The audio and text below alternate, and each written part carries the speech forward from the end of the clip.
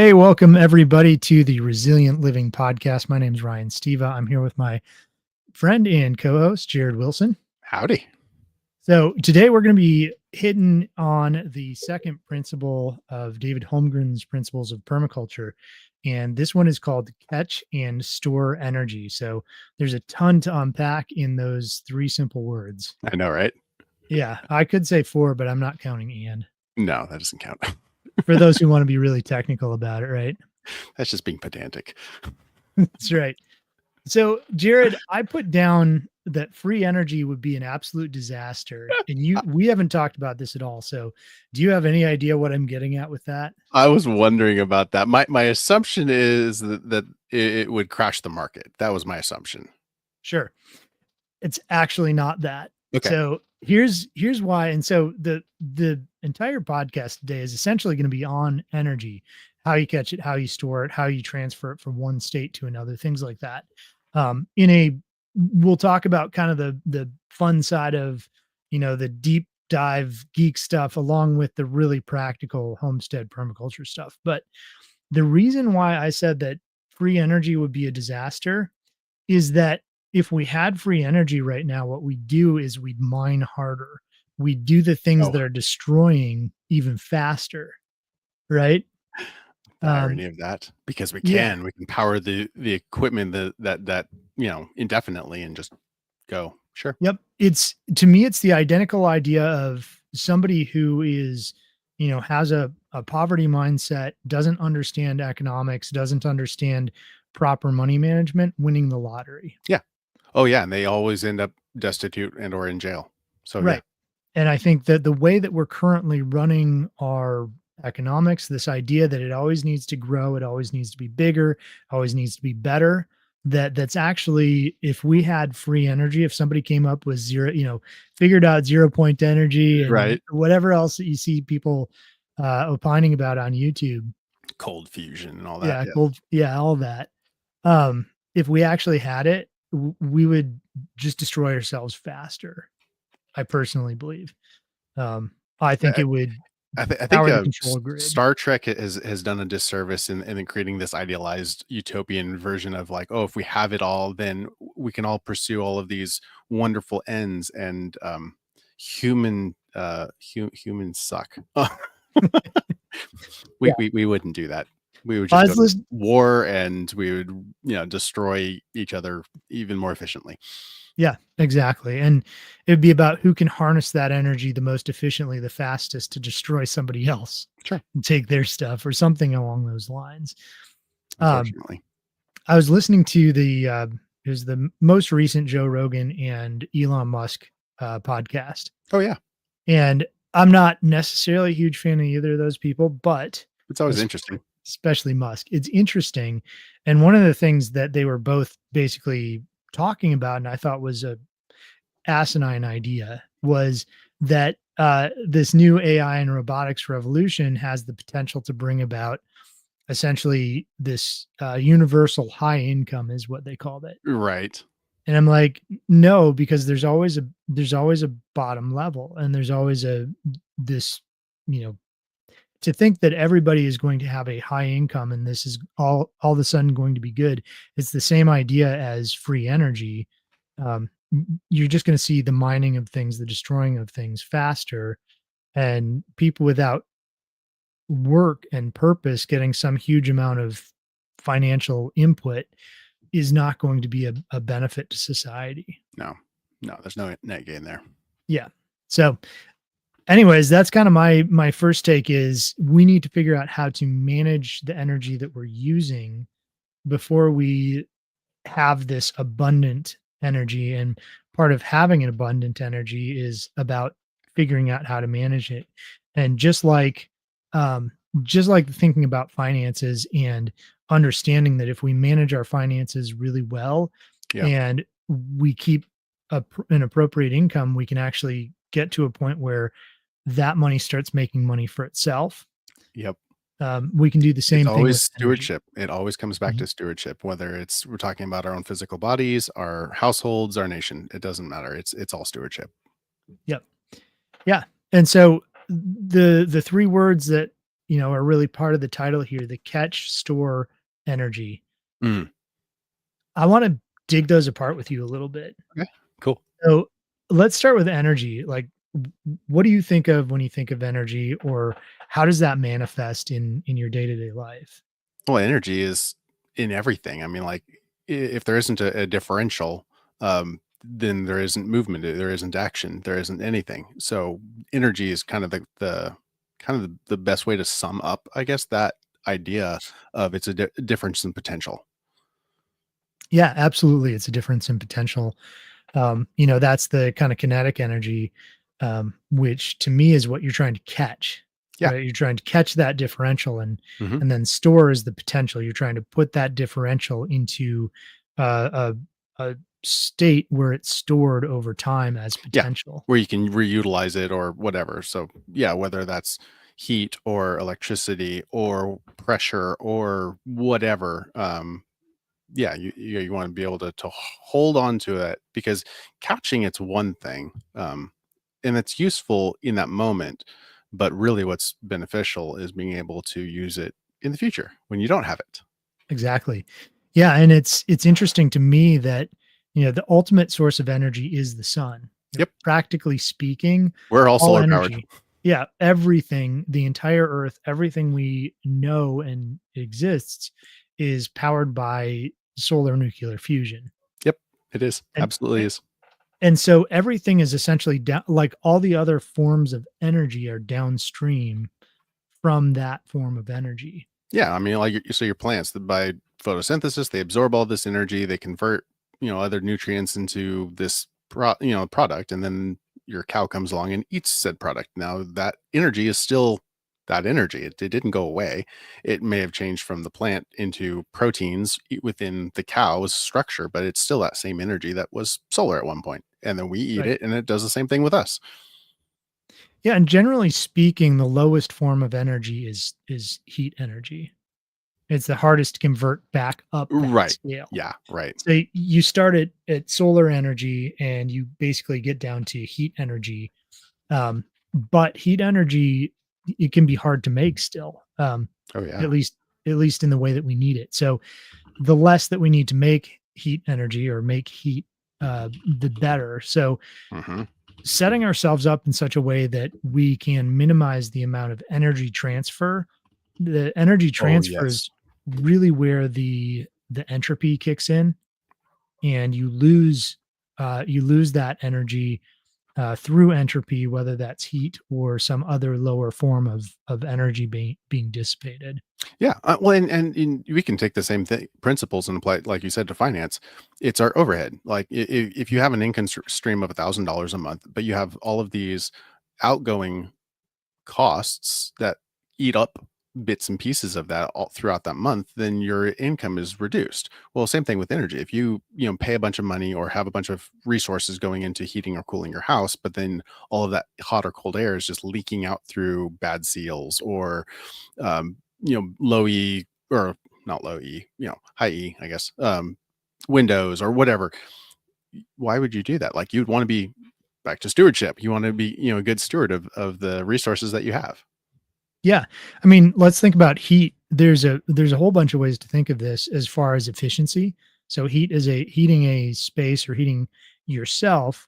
These are great ways to understand how we build efficiency into a system. Hmm. So the example would be if you're sitting outside and you've got a space heater plugged in, pointed at you while you're outside in the cold, Right. it does almost nothing, Yeah. It's right? not beneficial.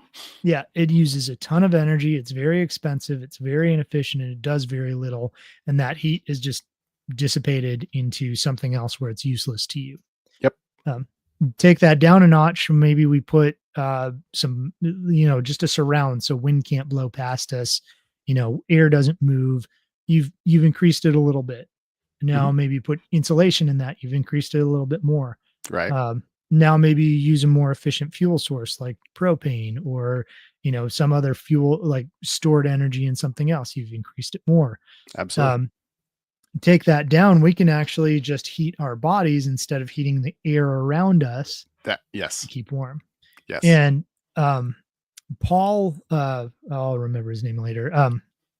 one of the big permaculture guys did some studies. Paul Wheaton of Wheaton Labs Yeah. did some really interesting studies on how low of wattage you can get down to and actually keep your body warm, Oh, okay. comfortably warm. And so he was doing things like, and the idea was when you're working. So let's say you actually work at a desk. He found that with between you can get things like heated keyboards, which are really low wattage. And then obviously you Funny. can do heated blankets. Sure. So between like a heated blanket, a heated keyboard and mouse, and a little 40-watt incandescent light bulb that was shining directly at Okay. the person and at your hands, Yeah, yeah. that basically it was about 45 to 50 watts. You could keep yourself warm. And he's up in Wyoming. So this is not like, Wow. yeah, this is not, here in Tennessee or down in Right. Florida or something. Um, Interesting. so we can apply that principle of, you know, having a space heater outside and getting no benefit of it all the way down to, using a efficient heated blanket and a Sure. light bulb, um, to anything that we're doing. So we can apply that to homesteading, as far as storing energy in our soil, or in mass or in biomass or thermal mass, things like that, Sure. where when energy is abundant, we can store it and then let it slowly release for our purpose over time. Absolutely. Um, a great benefit or a great example of that is going to be trees. Yes. So trees use the sun to grow and use the soil, but they also build our soil if you're planting the right trees in the right way in the right place. Right. And then those can be used for fuel for your home to heat your home. So Absolutely. they're biomass. You can use those to create biochar, which can go back in the soil, which can then help sustain the life in the soil, which increases the growth of the next generation of biomass Yes. and feeds your animals, things like that, feeds your plant, your garden plants. And so it starts building on itself and you start building organic matter in the soil. You can start using the ash from your fireplace in your soil as well. So you're putting minerals back in. Right. So all those condensed and consolidated minerals go back in your soil to feed you, through your plants. So that's a way that we can think of using and storing and cycling energy on our property in a way that becomes efficient, kind of like heating our body rather than heating the great outdoors. Right. Yeah. Yeah. I don't know. I've noticed a lot. It seems like that's the easier approach, and so that's usually the one that they go with. It's like, oh, well, just you heat the house. Well, Hmm. yes, you can, or you can just heat yourself. That's one of the reasons I sell the emergency blankets in the shop. It's like it's so much easier to just wrap yourself in this mylar, reflecting thing because you're constantly radiating heat. I mean, like if you Hmm. why you show up on a thermal, imager is because you're radiating heat. Well, if you can wrap yourself up, then you don't lose the heat. It Right. stays. Yeah, absolutely. I think it's vital to understand that for survival, preparedness, things like that.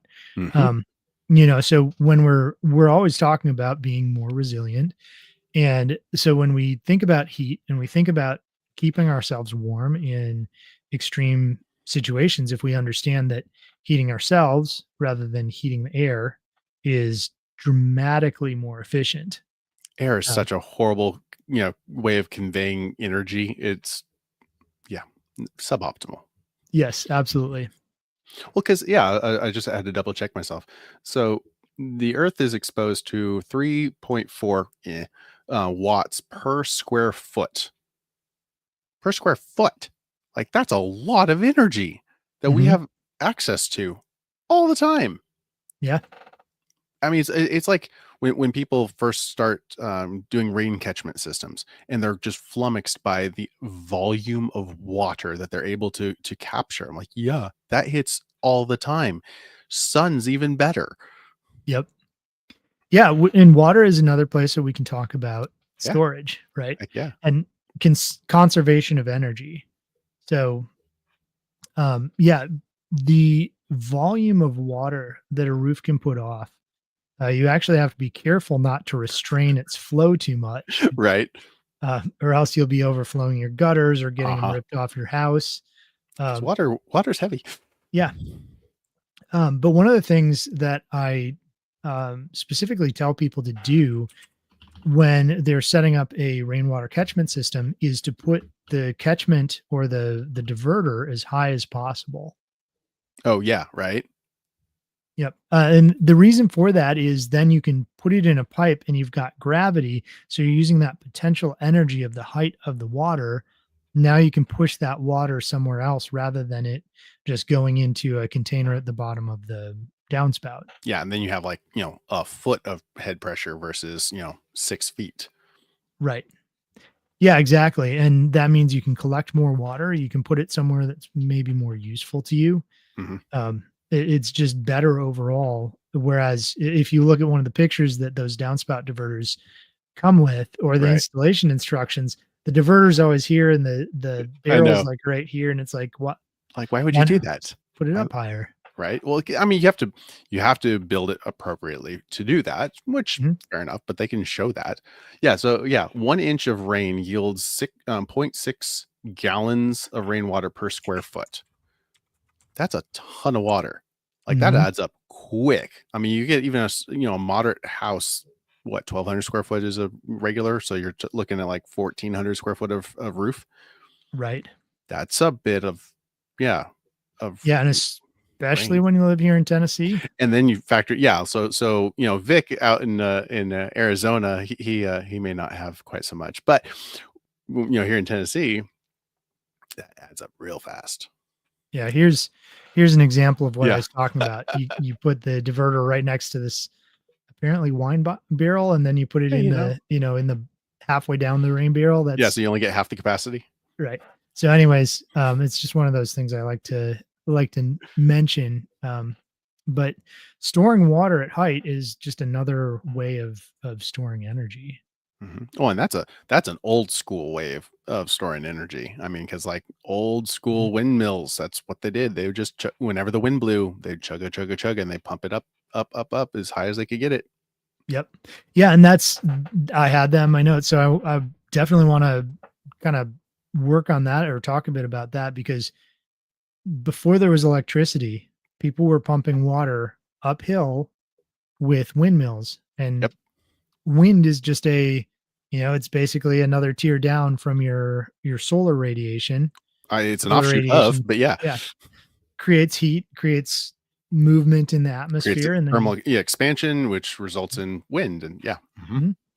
Yep, and so that wind now, which is a lower grade of energy than the solar, is able to be harnessed into a mechanical energy, mhm, and, so then you can take that water and move it uphill, which is now a potential energy yeah, as opposed to a kinetic energy until you wanna use it.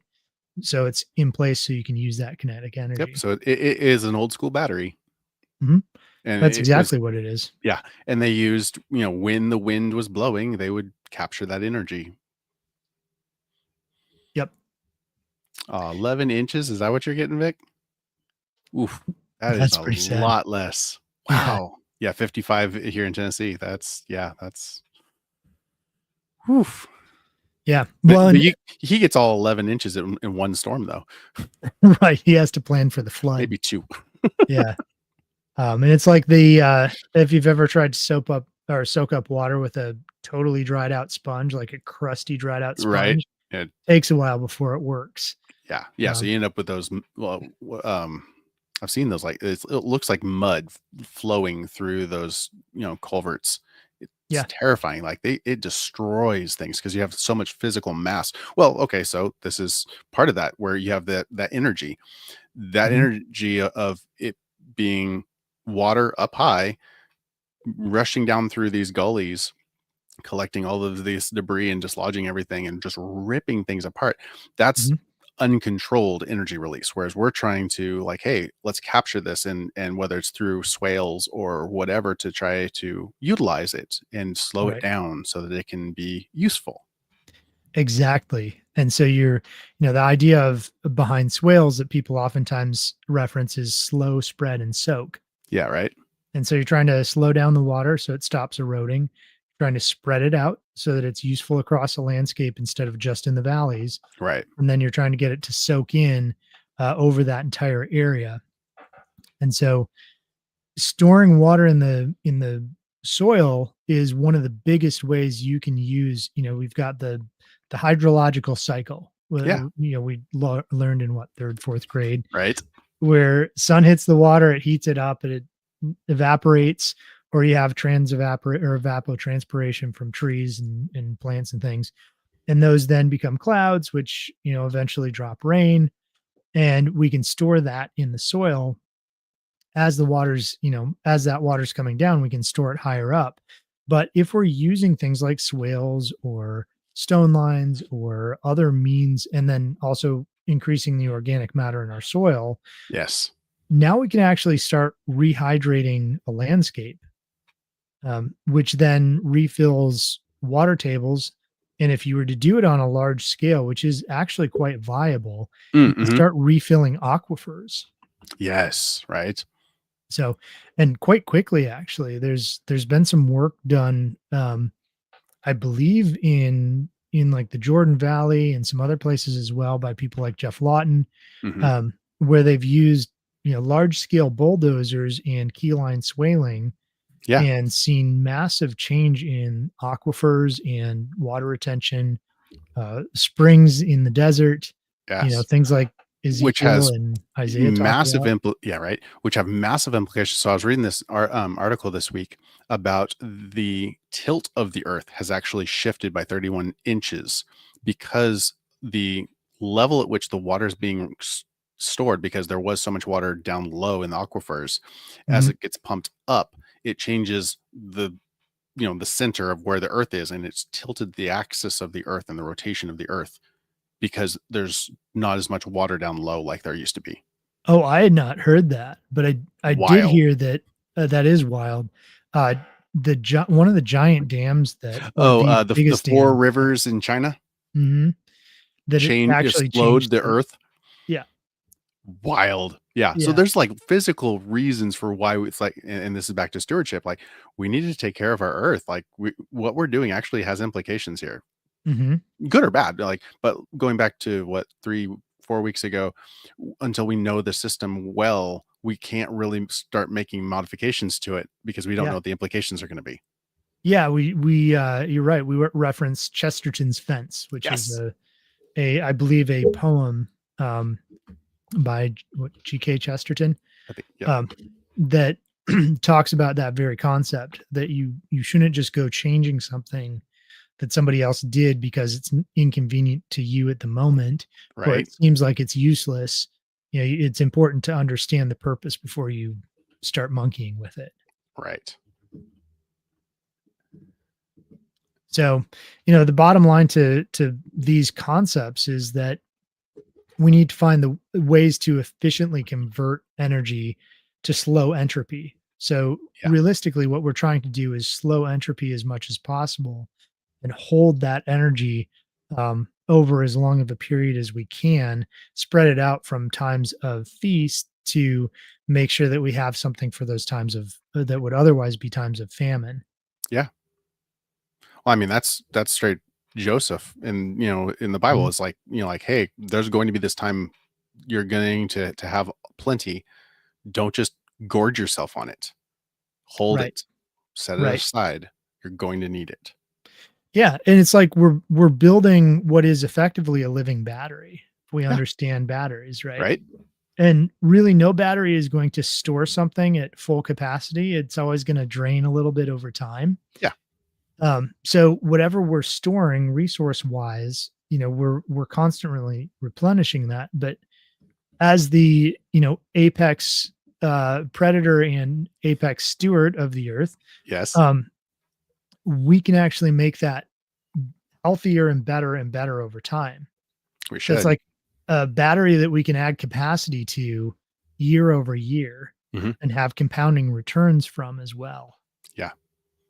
Yeah. By reducing the number of drains on the battery, we're vastly improving our available energy source, and then Mhm. yeah, we can absolutely increase the um well, and the reactivity, like how quickly it can absorb that energy influx. So in most systems, your initial battery is slow to react and not going to be able to absorb very much. The dry sponge metaphor, Right. um, being able to understand that the microbiome of the soil and have all of the fungal aspects and the what's the scientific keyword for lots of Mycorrhizae that that stuff. mycorrhizal Yes, fungi and when microorganisms. when you have all of that in the soil and it opens it up and allows that to absorb, it makes that battery that much more efficient to be able to Mhm. absorb that.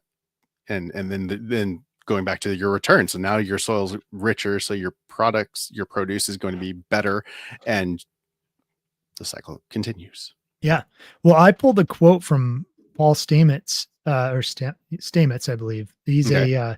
He's like the world's leading uh micrologist, I think is Okay. how you say it. Somebody who studies um specifically fungus, Okay, um cool. mycorrhizae. So his quote was, mushrooms are nature's way of capturing energy.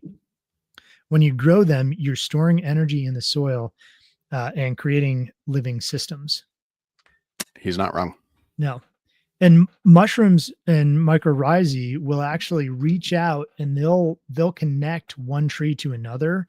They become the communication system, essentially the nervous system Yes. of a forest. Right? So you combine that with what we were talking about before, with upping your organic matter, getting your topsoil deeper, getting it more able to absorb water, and you can actually start thinking of a forest as an ocean. Mm, So okay. okay, so think of a foot depth of soil in a healthy forest Yeah. should have about an inch worth of water. Okay. So about a twelfth of the depth of the soil in a healthy forest should be water, Wow. Wow. right? So you take that forest and fold it in half. Now you've Okay. got 2 inches. Yeah, You yeah. keep doing that for a while and you realize that the forest is essentially an ocean that's just spread out more, Yeah, yeah, sure. like a giant lake, Yeah, yeah. right? And so we can do that on our own property, but a huge part of that is mycelium. It's the fungal growth underneath the soil that's connecting all these things together, where one tree says, I need this nutrient, and another tree is able to provide that, or maybe some soil microbe is able to then deposit what that tree needs in Right. exchange for the sugar from the tree. And so there's these incredibly complex exchanges happening, and the more they happen, the more nematodes you have, the more things you have in the soil, the more that depth of water retention ability per foot of soil Sure. goes up. Yeah, yeah. I like it. Yeah. So, somewhere where like Vic's at, where we were talking about, you plan for um, you you plan for the flood Yeah, essentially. the deluge. Yeah. Yeah, and it happens a couple of times a year, maybe, if you're lucky. And so, but over time, if humans were actually doing things on a large scale like what we're talking about, Mm. I think most of, not all of, but most of the desertified areas would actually, you'd see that greenery start creeping back over those Oh, areas. that's actually what I was been looking for. I had seen, and I can't find the picture of a before and after, basically, of some guy who'd gone into one of the deserts, the Gobi or Sahara somewhere, and had started this project of cutting micro. I don't know if they were like mini swales or what they were, and started. There's some YouTube videos that I found, um, but it's all green. Jeff Lawton's Greening the Desert Yeah, is, yeah, yes, let me see if I can pull a picture of that for people, because it's truly fascinating. it Uh, really is. yeah. If you Do you have anything to talk about, Jared, for a second while I pull Oh, this? you're good. Well, I was actually thinking about like how predators have changed landscapes. Like in I Mhm. want to say it was Yellowstone. They didn't have any. Yeah, exactly. Yeah, so you have this green in the middle. He created his own oasis, Yeah. Yeah, this was just one of the projects. I think this is the second version of the Greening the Desert project. right? But it's not to throw you off too much, You're but good. this specific project I find really fascinating. because I was listening to Jeff talk about how they did this, and they were actually using a process you can find in, I believe it's Isaiah, where it Okay. talks about the restoration of this region. Okay. And the first thing it mentions is it's like the acacia tree will grow, and then this tree will grow, and then this tree will Ah, grow. so Um, he just followed that same progression?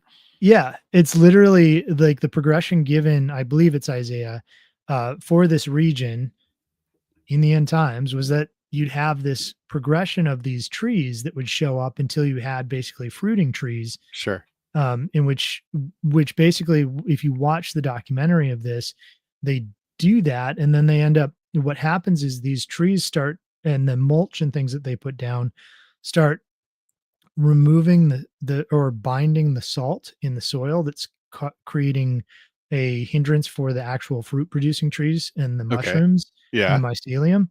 So once they start providing this mulch cover and some swales and some of the initial trees like acacias or other pioneer species, mushrooms start popping up. Sure.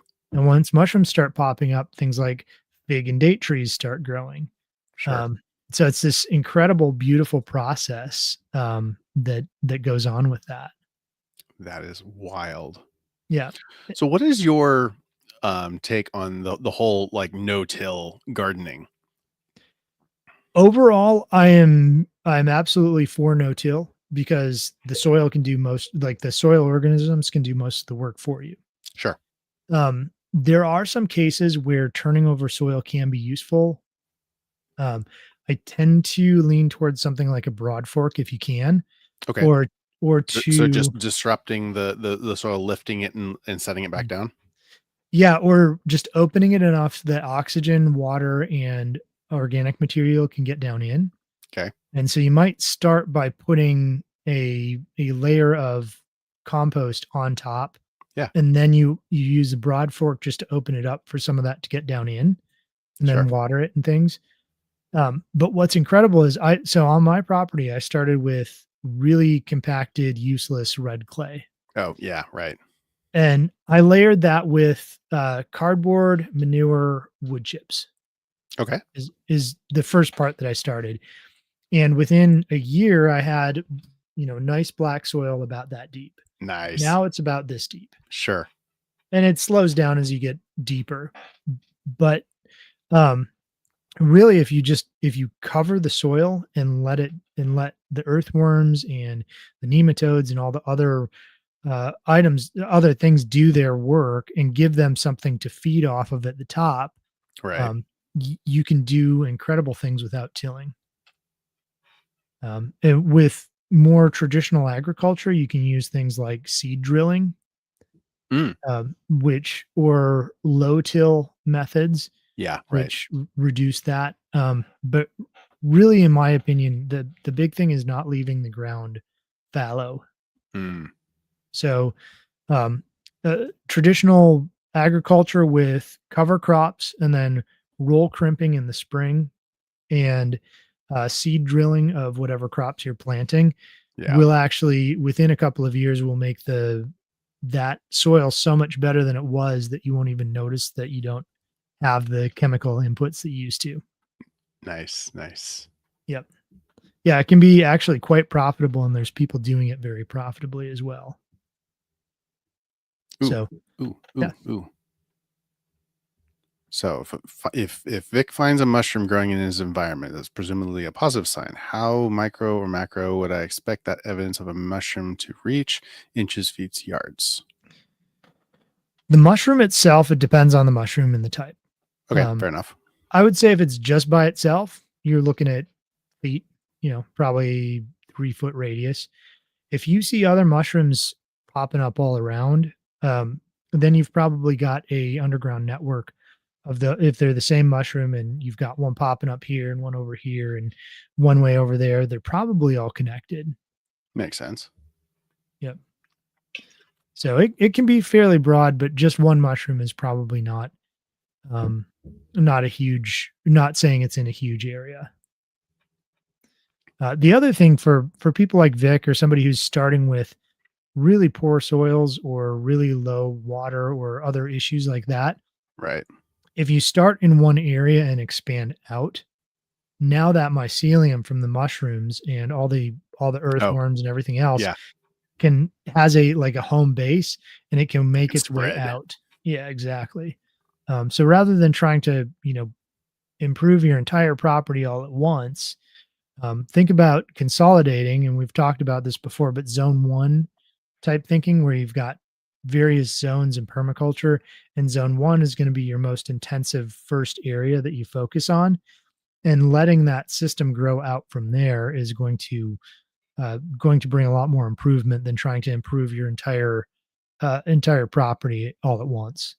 Mhm. Yeah, sure, that makes sense. Yeah, especially, like, someplace where, you have limited good soil. So, like, yeah, he's found a mushroom, so that's a good spot. Maybe you should, focus on that spot a little bit. Mhm. Yeah, so Sepp Holzer, I'm just gonna throw out another quote here. This one's Yeah, from Sepp Holzer, and he says, "Nature provides everything in abundance. The trick is to catch and store the energy and then redistribute it. right. Redistribute it." Well, Right. yeah, I mean, we've already covered that, like, Mhm. the amount of energy with solar, the amount of water from rain. We have constant, winds in some places. Yeah, Yep. there's energy to be had. It's just a matter of being able to get to it and being able to capture it in a meaningful way. Right. If I were to use wind to, bend over a tree and use the spring tension, I mean, yes, but like that's not a good use of that energy. Right. Whereas, pumping water, water has a lot of weight, so you have a lot of potential energy there. So yeah, there's definitely better ways of storing energy and more useful ways of harvesting it. Yeah. Well, I think we've kinda harped on the concept of, like, what is energy? Yeah, What are the more, theoretical sides of this? I think we should talk about some of the really practical ways we can cool. harness, store, use energy. Okay. So, um, one of the really obvious ones that everybody thinks of immediately, is gonna be solar electricity or PV, Yeah. you know, y running your house off of solar or part off of solar instead of, entirely off the grid, which reduces dependency and things like that. Mhm. But in some ways, I find that to be the least interesting Well, way. it's kind of boring. I mean, really. Yeah, it's also inefficient. Okay. Um, How so? so when you're using a solar panel, at least in the current state, 20% of energy catch is considered pretty decent, right? Yes. Yes. So from the sun, 20% of the actual energy that's hitting that panel, if it gets used, is really great. And then you have significant losses getting that power to the Through net. your systems. Yes. Right. Yeah. Converting into AC, you're going to have losses. In storage of the batteries, you're going to have losses. Yeah. All through the system. Yep. Absolutely. Yeah. And Well, having your it's like inverter on. internal combustion. I mean, Mhm. like, so the theoretical internal combustion is 28% efficient. When you actually get down to the wheels, you're like three, Yeah. maybe 8% efficient. Like it's Mhm. horrible. It's really bad. Yes. Yeah, and to me, solar electric is I don't get me wrong, there's great use cases for it, Sure. but nature is designed to use solar energy way more efficiently. Yes. Well, it's There's because we're very we're little. we're we're kind of single-minded in like we want to make electricity Mhm. with the solar energy. Well, Right. that's not, like you said, like that's not actually the best way to use it. It's like it's already heat. Like Mhm. let's use the heat, Right. you know. Yeah, 'cause you could do something like, if we were trying to stack our energy use, you could take those panels and maybe you could put some type of water, not radiator, but Do it. some water heat collection system, and run that through and heat your water for your house and put that into a tank. Yes. So Yeah, then so when you if you turn your run as a preheater, Mhm. for your incoming cold water, the, reduction in temperature will make your photovoltaics more efficient. So they have what's called heat soak. So the Mhm. the actual, layers, the p-n junction layers, get so much energy that they don't really want to absorb any more energy to pass it as electricity, and they just reduce their efficiency. So in the theoretical, they may be 26% efficient, but in practical application, especially if you're in some place like, Vic is, where it gets stupid hot, you may be down into single digit efficiency in photovoltaics Yeah. real quick. In fact, people will, in like Arizona and other places like that, they'll install sprinkler Spray, systems. yeah, right. Which keep them to- clean and keep yeah, them cool. Yeah. right. But if you can do Um, it in an enclosed system, so mhm, one of the things I had tested back when I was doing biomedical stuff was I used just some Peltier cells just to test the theory of, temperature's effect on photovoltaics. It's amazing. It was great. mhm, And then I came up with the idea. I was like, okay, well, I can just do a closed water jacket and physically mount it with thermal conductive paste or adhesive right onto an extruded aluminum substrate and flow water through real thin. Didn't even take that much. mhm, The efficiency went through the roof. The efficiency more than took care of the pump requirements of pumping, because I did a closed loop right. easily. So if you're just naturally flowing water, dude, you're done. Like it's gonna be so much better. Yeah. And you could do something like a closed loop that has a not a refrigerant, Glycol, yeah, like a yeah. glycol in it so it doesn't freeze. So it doesn't freeze, and then you don't have bacterial growth and all the other stuff. Yeah, Yeah. absolutely. So now not only are you making your PV array more efficient, Oh yeah.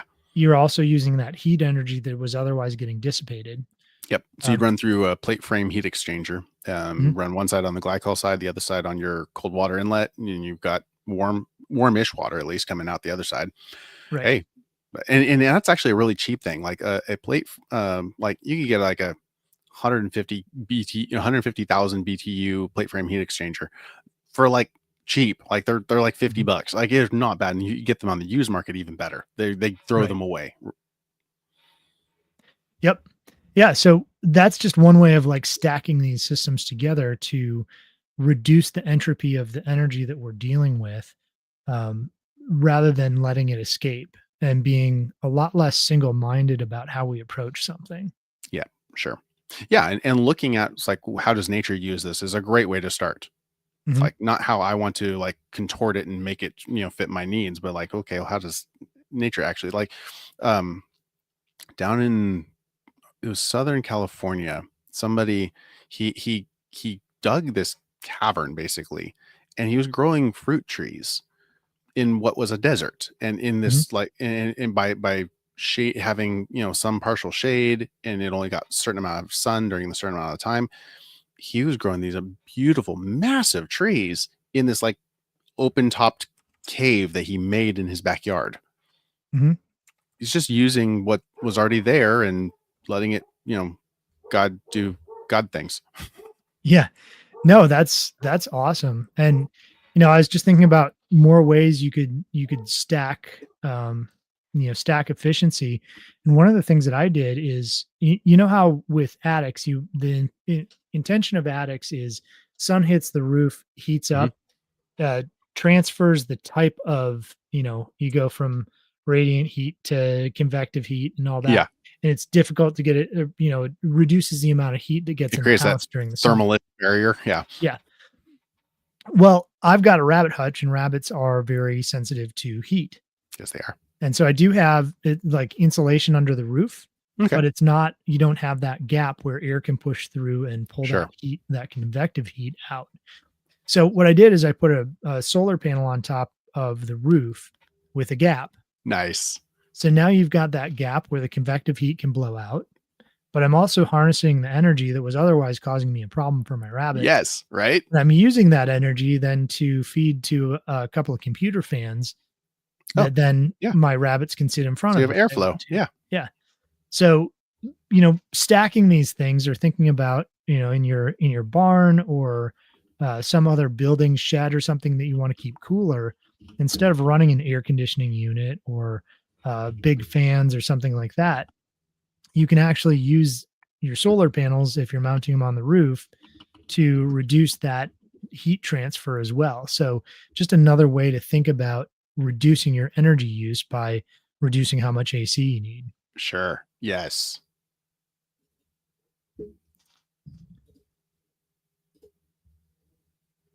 So obviously we've talked before about moving water and just even in this episode, but you can Right. do that with PV as well, or solar panels.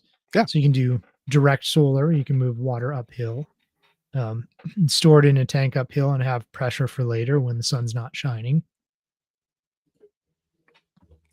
So you're doing essentially what? Oh, it looks like you've got. Let's No, see this. I had to go. I had to go find it. So Yeah, this is the tree grown in this dude's backyard cave that he made.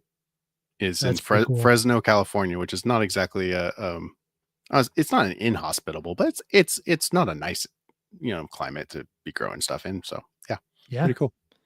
yeah, it's amazing what you can do, and some things are more useful for your time and effort. Obviously, Sure. that's going to be a huge amount of effort for Yes. a single fruit tree, but you could probably take that idea and expand on it somehow. Well, I Use mean, it. I mean, if you go back, multiple generations to when our houses, our homes were actually built with these courtyards they were intentional, so as to provide constant shade as the sun Mhm. traveled. There was always a side of the building that was casting a shadow, and so you always had this cooler area in the middle of their building, which kept your whole house cooler. Yeah. And so, like, there was a lot of intentionality to it because we have the benefit of electricity, and unfortunately we abuse it because of that. Mhm. Because we end up building these um very inefficient homes that are not thermally efficient, that are not sensitive to the environment. They don't allow for natural convections to naturally cool. They don't allow for passive heating and cooling of the home. Like, there's a lot of this stuff that we ignore because we don't need to think about that because we have electricity. Yeah.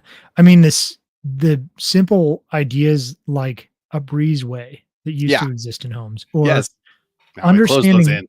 in. Yeah, stack effect is like one of the simplest concepts is as far as, renewable energy or how to cool your house using stack effect, Yeah. which is basically just, for those, I assume people know, but I don't want to assume too much, is that you've got your hot air rises, so you've got convection. If you've got a, a place higher up where you can let air out and a place really low where you can let air in, Yep.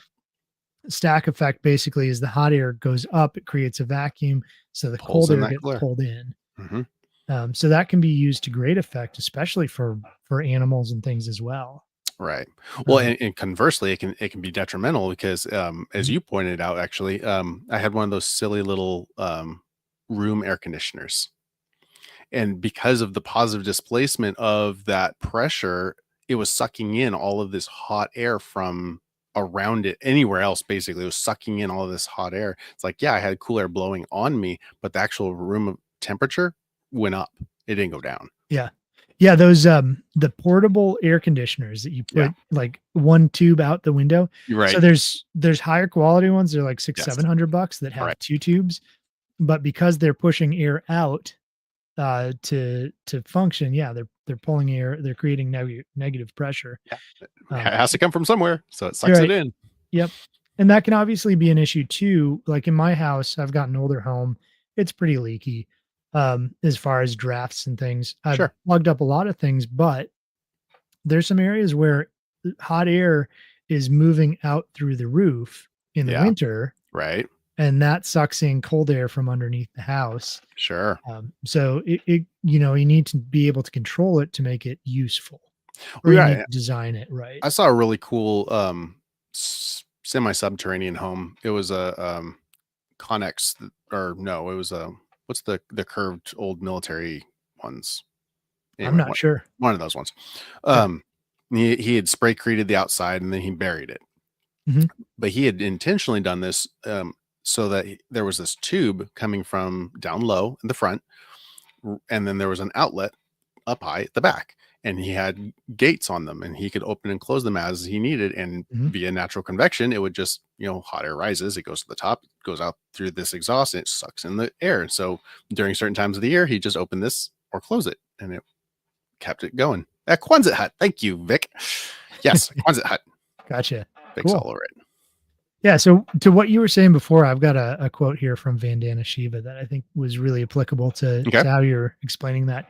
She says that energy is the lifeblood of the earth, but it is not something that should be extracted and consumed blindly. It must be captured and nurtured so that it can be sustained both could sustain both the earth and its inhabitants. So, Stewardship yep, comes back to stewardship. every time. And she's got a very different worldview than you or I do. It's interesting how But truth is truth, though. yeah, it is. And it comes through in that, somebody who's at least has a modicum of understanding of how things actually work Right. can look at things and go, you know what, we should be good stewards is just a good idea overall. It's a novel concept, really, taking care of your stuff. I mean, I deal with that with my kids. Like they'll throw their things around or leaving it laying on the floor. It's like, dude, if you want this, you need to take care of this. Like you spent your money on this. Why would you just lay it, on the ground for it to be stepped on? You Mhm. know, we're in the same boat. We have such a the earth is so massive. It's so hard to grasp, that we need to take care of it. But we do. We absolutely do. And we can, like, just from our little corners of the world, we can have our gardens, and we can reinforce the mycelium, and we can support it, and we can share the words through a wonderful platform like Facebook, and you know Amazon, or YouTube and whatever.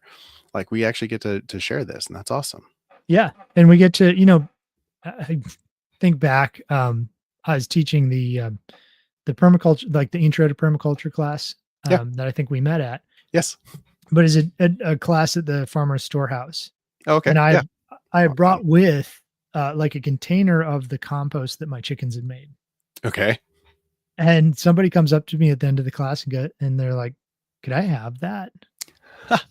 Because they had just moved on to a property and they wanted Sure. to start You want to introducing start? Yeah. microbial life. I'm Yes. like, "Of course, yeah." Like, Right. it's like sharing your sourdough starter or something. Yeah.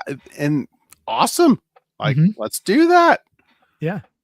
Yeah, and it probably wasn't necessary. I'm sure she could have collected, she could have made her own by making compost, but It I'm gives her happy to that give it that to her. little head start. That's awesome. Yeah. So yeah, I mean, we're sharing it in that sense, in or just sharing information, showing others. I mean, when somebody comes over and sees, especially in the spring, and they get to like walk through the orchard Oh or yeah. go down to the spring or something like that, and they start to see the not just the production, but the beauty of what that actually looks like. Right. Um, they get inspired by that as well. Sure. So we can be a positive virus in the world.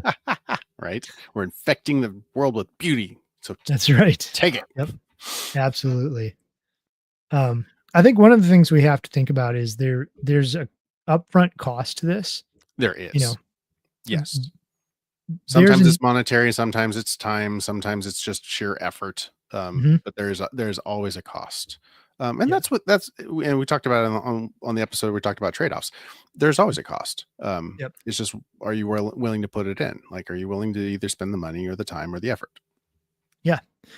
Well, and if I want to put in the money and pay for things that are actually detrimental, like say seven dust and chemical fertilizers and things like Right. that, I can make a really nice looking garden for a few years, Yep. maybe for a lot of years. Yeah. But the second I stop paying for those things, those inputs, and what's coming Done. out of that garden isn't healthy, No. it No. just looks nice. Right. So, those upfront costs, whether they're time investment, whether they're effort, whether they're thought or money or whatever else, we do have to weigh those because, Mhm. like we talked about last week, money, at least in my definition, or Yeah. it's a store of energy.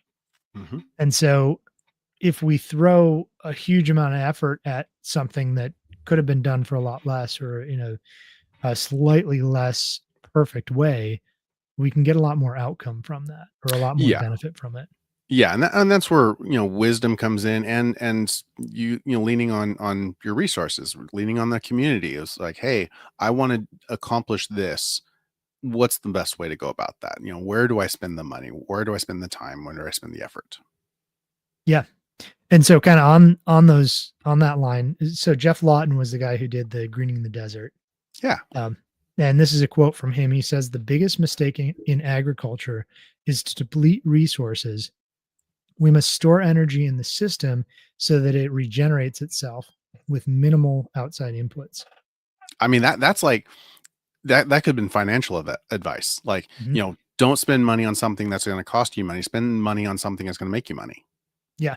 Because functionally, it's the same thing. It's like, I wanna hand off my we'll call it farm, to my kids functional and, like, self-sustaining and where they don't have to fuss with it as much as I did. Right. Um, like, why wouldn't I? Well, I wanna hand the earth off the same way Mhm. to the next 6 generations, Yeah. Yeah. Our kids should be standing on our shoulders. not digging And out from the the crap heap that we left them.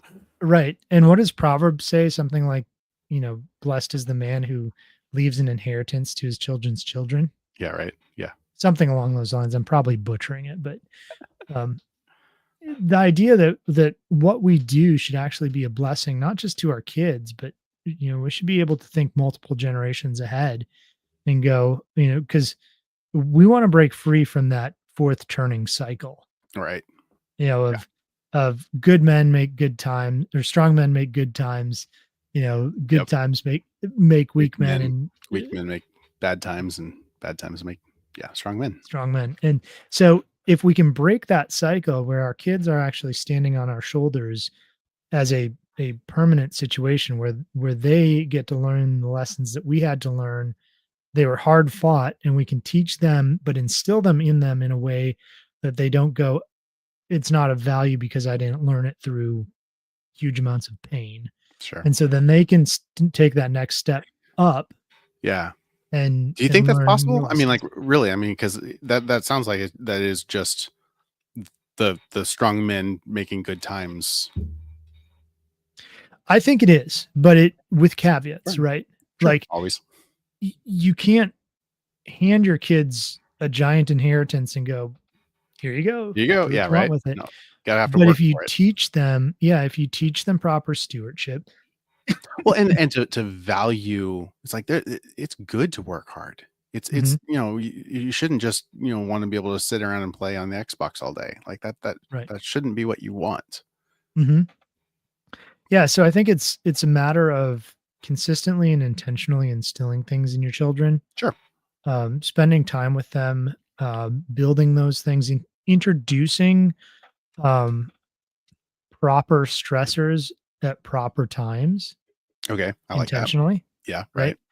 right? Just like you don't go to the gym and start, bench pressing 300 pounds Right. because when you So try, it let's would share just something. fall on your chest and crush you, or at best, maybe you'd pull a muscle, right? Yeah, right. And then you never wanna go back to the gym. So, I think it takes a lot of careful thought about how we got to the things that we think are positive about how we think, how we function, what we understand, Sure. and introducing those to our kids in a way and in a time that builds that character and that understanding in them.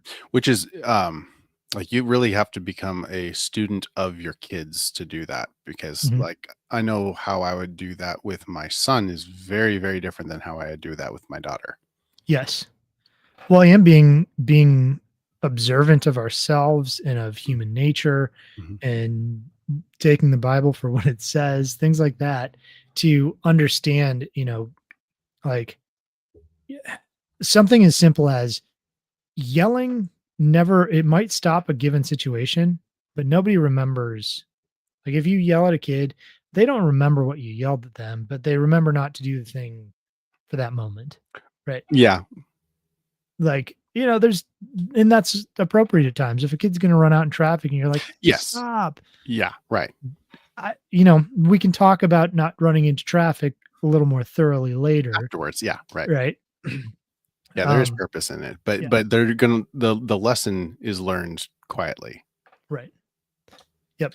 And so understanding just how the human brain works, what incentivizes people, I believe Charlie Munger said, "Show me the incentive and I'll show you the outcome."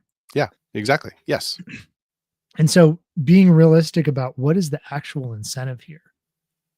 Not what do I think I'm making an incentive, or what am I saying out of my mouth? It's what is the actual incentive, and we'll see the outcome based off of that. Mhm. Sure.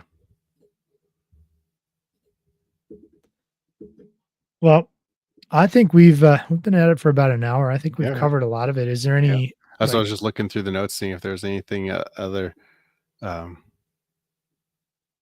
I like your energy use and audits, because that's something that I'm bad about is once I build something, once I start, it's like, okay, it's gonna take on it'll go on forever. And no, I need to actually monitor it. I need to go back and evaluate it, see if I can do it better, see if there's something that I didn't understand.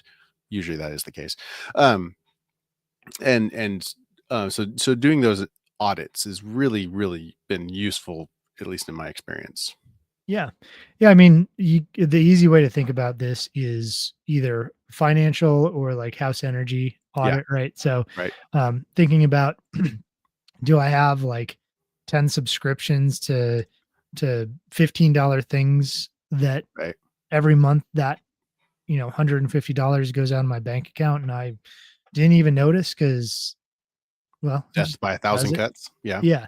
Um, or am I buying a $5 coffee every day, or I don't know, they're like $7 or something. I know they've gotten Uh, ridiculous. Yeah, they're bad.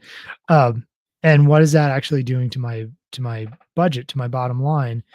So that type of auditing when you're uh, an example would be chickens. If mm, you're feeding your chickens and they're flinging the food around and scratching it into the ground, well, you might get slightly more fertile ground, but probably not worth it for the cost of the feed. yeah. That is not an efficient way of making your ground more fertile. So I've had people that I've worked with who have like 4 chickens, and they're going through more feed than my 15 to 18 chickens, Oh, oh wow. Oh right? my. Yeah, that's And you sit there and observe for a minute and you're like, "Well, it smells bad," right? uh, So you've got something that's highly fertile getting wet and just sitting and festering. yeah. And then you notice like, "Oh, there's like 20, cardinals hanging around here all the time." Okay. Oh, they're eating the food as well because it's just Oh yes. open and available. And then Sure. like, there's evidence of rats. And they're like also losing eggs. So you put all the pieces together and you're like, well, here's my little audit. Put the feed in a way that the chickens can't spread it around like that, or it can be contained. Right. And you'll increase your efficiency dramatically and reduce your inputs dramatically, and just have a better all overall health of your chickens and system, by making a small change. Sure. Sure. And I think And it's a good and helpful way of thinking about, like you said, whether it's finances or chicken feed or whatever, is thinking about that battery idea Mhm. of the resources that we have are this battery, and if the battery is getting drained prematurely, let's figure out where that's going, and let's see if we can't plug that. um I mean, I actually get to do a lot of financial consulting in the shop, like, Mhm. fairly regularly. Because people come in like, oh yeah, I really want that, but I just don't have the money. I'm like, oh, okay, that's fine, I totally get that. What can we do? Like, let's start talking about your finances. Like, well, where's your money going? Like, oh, okay, Mhm. well, hey, you've got this. Well, what if you did this instead? And here's some you know other options. And You mean you don't just say, "Hey, you can finance it through me." I have yelled at people for doing that. Like, they pull out the credit card. I'm like, stop, no, you Right. will wait. I no, you will not. Like, I will refuse to sell this to you. Yep. And that's, you're not gonna find that most places, but, that comes when you actually care about your community. I do. I really, really do. I want to see my community um, become resilient and Mhm. flourish. it's not, we're not the wealthiest of areas. And so I know, how far we need to make our dollars stretch. And Yeah. with the devaluation of the dollar continuing, it's going to get worse. So Hmm. we need to be very judicious about where those dollars go and about where those resources go, where our time goes, because Yeah. I can't get time back. Like I can get dollars back, eventually, but like I can't get my time back. So Right. where I spend my time is really, really important to me. Hmm. Yeah. And this is a weird tie. My brain ties weird things together. So It, let's run with it. When you're doing that with your local community, you're building relationships and you're building, we talked about different forms of capital last mm, podcast. yeah. You're building social capital. Yes. And we're talking about in this podcast about how do we have our kids stand on our shoulders, and part of that is going to be through things like mentorship. Somebody else in the community who, uh, you know it's not just dad telling me this thing. It's like, Right. you know other dudes in the community who come around your son, and when he gets to a certain age, start treating him like a man and expecting that out of him. Right. But you're building the social capital with them. You're building your community, and God forbid one of us dies before the due time, Sure. and now there's other people in that community who are like going to be there for your family, right? Yeah. It's almost like There's a life vested interest. insurance. Yeah. Yeah. And so this idea of social capital and how we're actually pouring into others, not necessarily expecting something back, but realizing that it's creating a stronger community that will just in and of its nature give back. Yeah. Yeah, just like planting a tree, it's not that we're planting it necessarily expecting something back. And in fact, there's this amazing quote. I don't know if it's attributed to anybody, but I think it's a Chinese proverb that a society can be measured by the willingness of old men to plant trees that they'll never sit that the shade that Oh of the yeah. tree Yeah. that they'll never sit under. Right. Um, and so it's not that we're necessarily expecting something back, but building that form of capital and understanding that there's all these different forms of capital that we should be investing at least in little ways into, um, Absolutely. and not letting your neighbor go into debt to buy their next plate carrier or whatever it Yeah, is. exactly. Yeah, like no, there's time for that. Like if it really comes down to that, I'm going to stand in front of you and I'm going to protect you because Right. I've where is it? Right there. I Yeah, there have it is, right like behind you. it is. Um, it's not Calvin's though. I've got to get mine from Invictus. So if you're in the market for a plate carrier, Invictus Templar. Um, so, speaking of my Yeah. community, that's a guy in my community who's making plate carriers and selling them. So I want to support him. I want to see his business succeed because if his business succeeds, then we succeed as a community. It's just Hmm. one more notch in that, that totem of like, no, we get to, well, even whenever I sell radios, I always include, I think I've mentioned, I always include a channel. It's Van Buren. Hmm. And if anything ever happens, everybody can switch to Van Buren and they can talk to each other. That's not something that even want to monitor. Like Right. I don't even, I want this to be them taking care of them. If I get to be involved, fantastic, cool, right on. I don't have to be here for that though, because Right. if they all know that, if they all have that resource, then they can lean on each other and they can be there for each other. They may not even know each other. Like I've sold these radios to those guys. I've sold these radios to those guys. They may not know each other that well, but in Right. an emergency, they can talk. Yeah. And there's a central point of at least some amount of vetting and trust, Yeah. Yeah. because you probably don't have a lot of creeps coming into your shop buying stuff from you, right? Not so much. No. Yeah. So there's a certain there's like a certain vetting already in that it's coming from your shop, right? Yeah. So even if they don't know the person on the other side of that radio, there's a little bit of built-in They can trust. trust. Yeah. Yeah. Well, So and that's that's really, I keep coming back to this in my brain of trust and how important trust is. If I can't, and we talked about this last time, if I can't trust my food, if I can't mhm, trust my dollar, if I can't trust the government, which I don't, if I can't trust, like, what do you do? Like mhm. when I can't trust, like, no, I've got to build trust. I'm going to build this into my community. And that's really what community is the culmination of just trusting your neighbor. Yeah, absolutely. Yeah, I think, You know, it's how do you tie it back to capturing and storing energy? Well, trust is in one It's a sense, it's the store great of energy. stored yes, it's a great store of energy. Because it is effort. It's effort on all of our parts, and that's the energy, and that store can come back tenfold. Like, it really Mhm. truly can. Yeah. Yeah, and if you need a GSD day to, you know, take care of some major issue that did pop up. I know lots of people around here who would be there real quick Yep, if I needed something done. So, yeah. exactly. So, I think on that, I'm good unless you had any other No, that's a good one. thoughts. That's a good one to Yeah, end on. good. So, thank you all for joining us. I'm going to let Jared go first with how you can find him and what he does. Alrighty. So I'm Jared Wilson. I own and operate Resilient Living. So we're a small store right off of 111 between Sparta and Spencer. You can find us online, www.resilientliving.com. I sell de- preparedness stuff. I sell books on horticultures and gardening. I sell knives and camping stuff.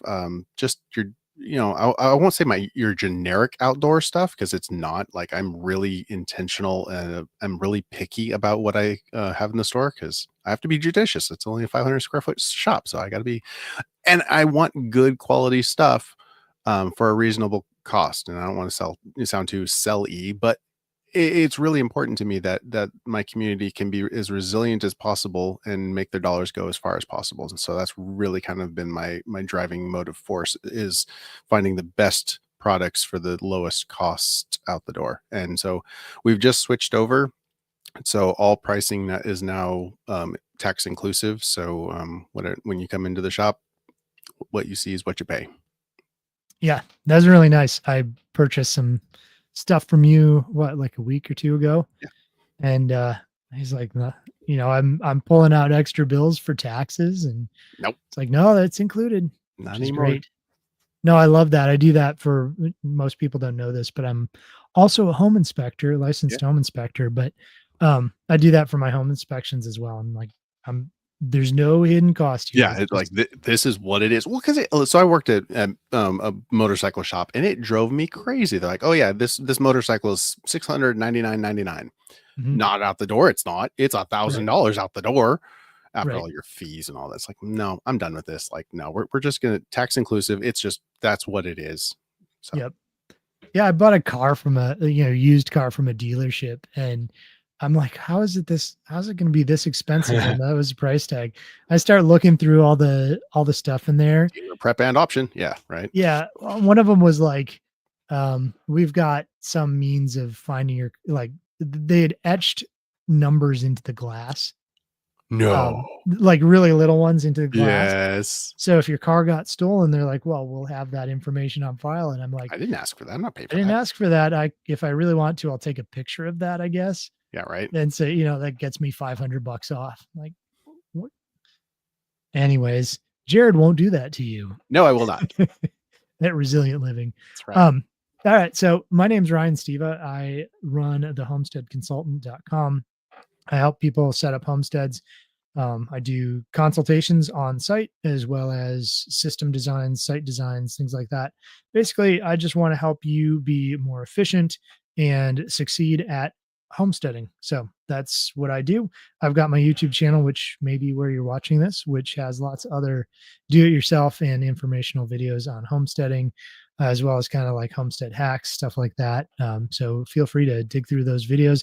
Please like and subscribe. It really does help us, Yes, keep things going and get the word out to people and build the community. So, absolutely. well, thank you all for being here. And Tuesdays at 6 is our regular schedule.